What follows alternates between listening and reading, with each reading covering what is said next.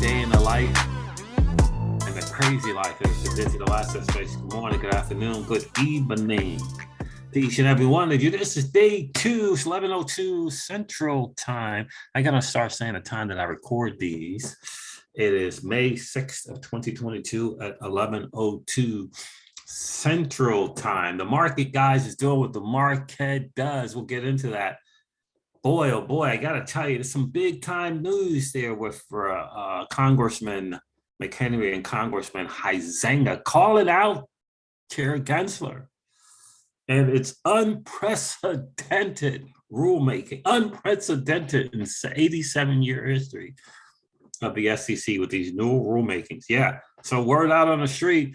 Unfortunately, I got the video out later than I hoped to have gotten that out, but the fact that they want to meet with all, they wrote a letter to the chair Waters, and they want to meet with all the SEC commissioners. Make sure you check out my video that is, I think is actually kind of still being uploaded. My assistant is working on it, but I recorded that thing early this morning, like 9:30, 10 o'clock Central Time, something around that time. But maybe, yeah, 9 o'clock, 9:30 Central Time. And yeah, got distracted with Miss Crypto Siege and I didn't start the upload process. But yeah, check that out. Calling out, they are calling for all the SEC commissioners, all of them, to a hearing. They want to hear from all of them. And this is what they said in that letter. And I think you just cannot understate that, how significant that is. So we'll get into that as well. Market doing what it does. And my guys, freaking Solomon, King Solomon on YouTube, and XRP Darren Moore, famed with XRP Darren Moore on YouTube, are doing their things. They actually have a podcast where they do videos together. They're doing a really, really good job. I hope you guys are doing well. We appreciate all that you do for the community, my guys.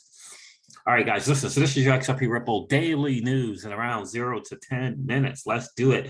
I wanted to start with this so I don't forget. Volante. This is something that this is obviously the head that says this from Volante, but they're making some big time moves in the space as well. There's so much happening at NACHA Online conference. So look at this, the clearinghouse talking about new tokenization capability at the clearinghouse. Akoya says, Akoya is the first third-party service provider for tokenized payments. It's coming. It is becoming a tokenized world. You can plan on it. And we were here early. They're playing catch up. They're playing catch up. We were here first. And that, my friends, is really, really cool to see. He shows this thing here with PNC being in here as well, which is a early Ripple partner, right? So this interview here, I mentioned it in the last video, but I wanted to share this with you as well. I sat down, says Wendy O, with John Deaton to discuss the Ripple versus the SEC case.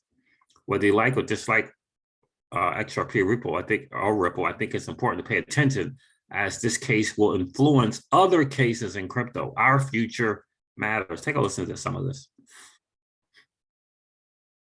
Welcome back to the O Show, everything crypto and NFTs every day. You guys, I have a very, very special guest. And if you are a Ripple/XRP supporter, you better smash that like button. I have John Deaton. He is an outstanding attorney that gives really, really great feedback and commentary about almost everything crypto. John, please go ahead and introduce yourself to my audience.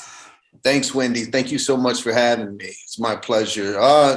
Well, I'm not a securities lawyer by trade. I went down the rabbit hole like many people, read the Bitcoin white paper, became a Bitcoin investor, bought Ethereum, XRP, and several others. And when I saw the SEC case and how they filed the case, they didn't just go after Ripple, they went after the token itself, saying that all sales of XRP, even secondary market sales independent of Ripple, were also securities. Then I filed a case against the SEC asking them to limit their allegations to be only against Ripple. And fast forward, and I have 66,772 XRP holders from around the United States and 65 countries from around the world who have joined in the fight against the SEC. and we are amicus now in the biggest securities case in modern history. Amicus, baby. I absolutely love that. And I also appreciate you're doing it, because I don't think a lot of people understand. Like, for a long time, I criticized XRP. I criticized it because, the project was not necessarily perfect, and some of the people behind it were not, in my opinion, were not doing things super ethical, even though things were indicated in the contract. But at the same time, I trade XRP. I've got a moon bag of it, and I really, really just support Ripple's efforts against the SEC. And I don't necessarily think people understand how important it is. And I'm also the type of person to where, if somebody makes a mistake in the past, okay, fine. But I like to look at the current actions. And I don't think people understand how monumental this case is. Like, you can hate RippleXRP as much as you want, but at the same time, they have the capital to actively fight the SEC. They are really doing a service to the entire crypto community, because if we lose this, in my personal opinion, again, you guys, not legal, but in my personal opinion, and, researching SEC cases and reading all this stuff, if Ripple loses against the SEC, then it could be detrimental for the entire ecosystem in the United States. Well, you say it's not legal, your legal opinion, it's your personal opinion. Well, it's my legal opinion, okay, that you are 100% on point, because, Wendy, if you look at the complaint, many of the allegations are equally applicable to almost every altcoin.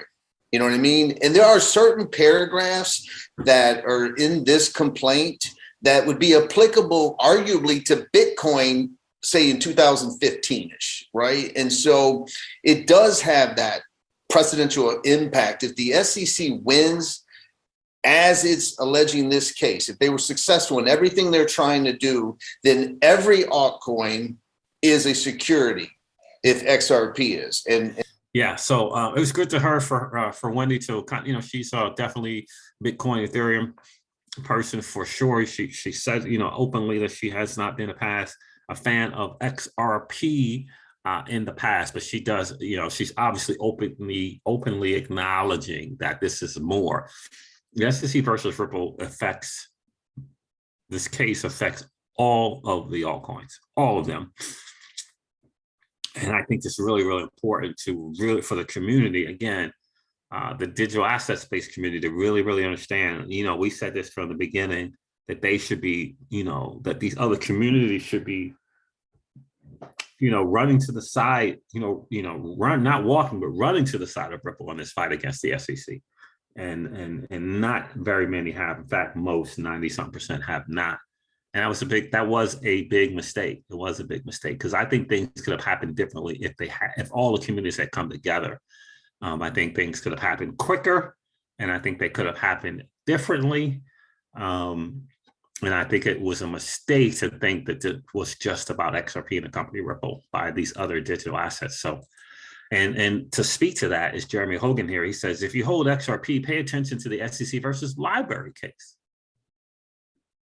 which involves many of the same issues as the Ripple case and will be decided first. This summary judgment from the SEC is its template and continues its strategy of downplaying the uniqueness of blockchain projects. We all know that I think part of the summary judgment from the SEC, they mentioned that Library had violated 3 of the Howey-Brown tests. But we all know that there's actually 4 in the Howey-Brown test. You know what I mean? Jeremy Hogan goes on to say here that the Library Ripple case will hinge on the ability of the judges to understand that issuance of tokens operating on a decentralized ledger is not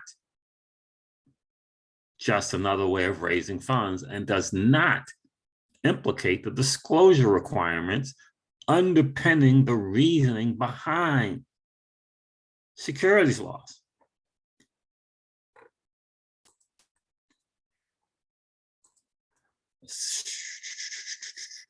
Pay attention to Sullivan Cromwell. Do your homework. Do your homework. I'm telling you guys, do your homework on this. Here's a book, A Law Unto Itself, The Untold Story of the Law Firm of Sullivan and Cromwell. It's by 2 people there, Nancy Lissagore and Frank Lipsius. I think maybe that's Lipsius. Pay attention. Pay a freaking attention. I think it's massively important. And here's something to note as well. J.W. Barrett, CPA, CDA, blockchain law, professor of accounting and corporate, right? Bank. If this unit contacts you, do not speak. Do not speak to them without contacting counsel first. Their institutional incentive is not to protect investors.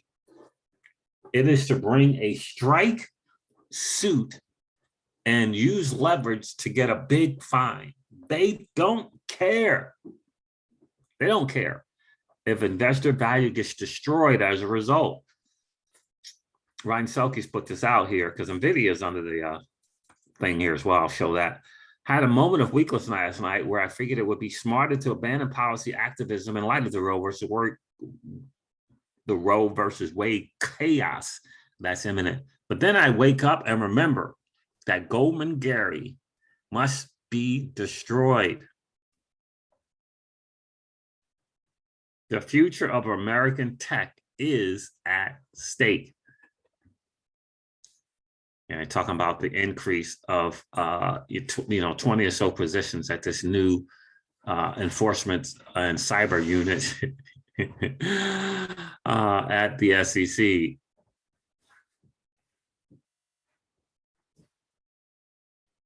This is Gary Gensler's legacy. The SEC said, come in and talk to us, and Library did. But John Deaton and Jerry Crawford now have an unusual warning for project developers about the SEC's invitation. It's brutal. It's the CEO of Library. He tells about this quote unquote invitation. Take a listen to this. Say, come on in. Come on in. We heard Bill Hinman say, and Jay Clayton said, come in and we will work with you. I have to tell you, Jeremy, if someone such as yourself came to me today as a lawyer seeking advice, I would say, don't cooperate. Correct. That's my advice. I tell blockchain entrepreneurs, hide as much as you can do, obscure everything that you're doing, just hide as much as you can. And that's messed up because that's what we did. We went in, we were maximally transparent. We said, here's the spreadsheet that you can download of a literally line by line of everything we're doing with our money. And all I did was get punished for it. No, there's no sense in which by being a good guy, you're going to avoid it. That is Chair Gensler's legacy. This is going to be his legacy. And it's to just like Greg Kidd said, it's like Soprano style when you get in there, they just bamboozle you. Soprano style. And that's just the truth of the matter. And I think people need to pay attention to this. So SEC charges, Ryan Seacrest again. I might start an anon newsletter called The Daily Extortion, or something about the SEC's anti-crypto obsession. Another $5 million heist designed to chill institutional adoption versus actually deter fraud. Do you feel protected? Do you feel protected? And John Deaton retweeted this out. The SEC's anti-crypto obsession. No truer words. No freaking truer words. Now let me see if I can do, if I do this, and then I go to tweet this, and then I do this, and copy this. Oh, copy.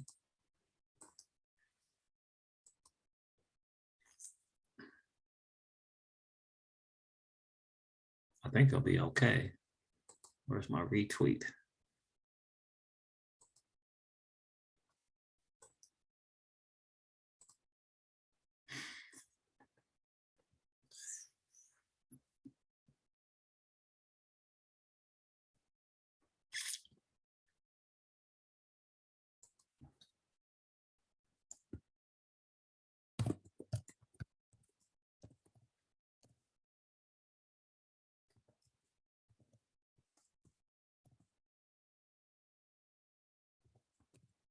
do this. No, I don't want a space.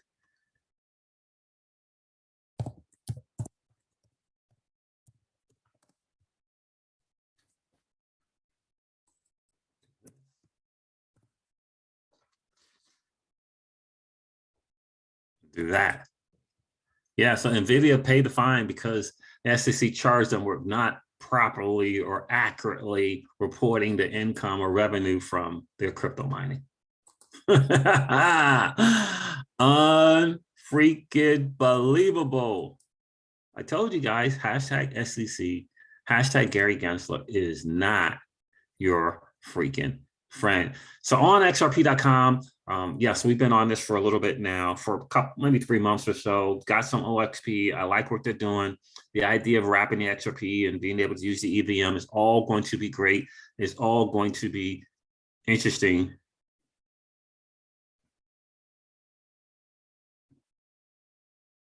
Stuff for sure.